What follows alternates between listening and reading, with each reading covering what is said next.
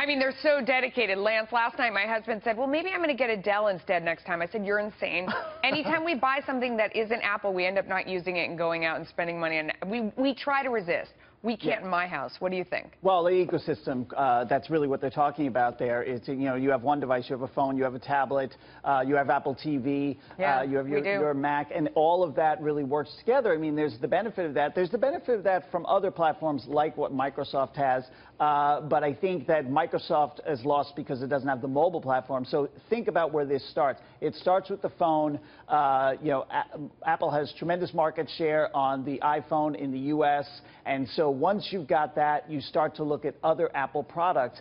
But they are excellent products. I mean, that's the fact of the matter. I've reviewed all of these things. They're really, really good products.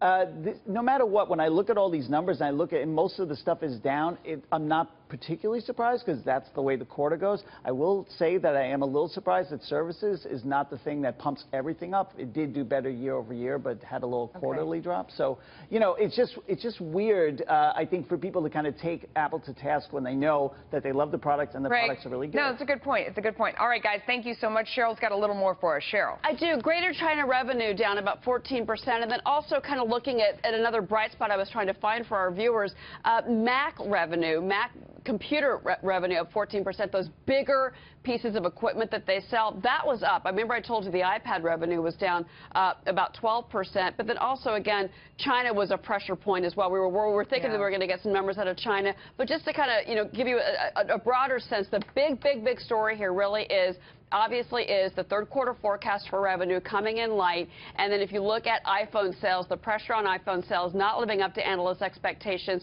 I will say international revenue for this quarter, a little over 65%. That's good, but they need to see those numbers go higher. And I think China is a big problem with that story. They're under some real competitive issues in China. Cheryl, thank you.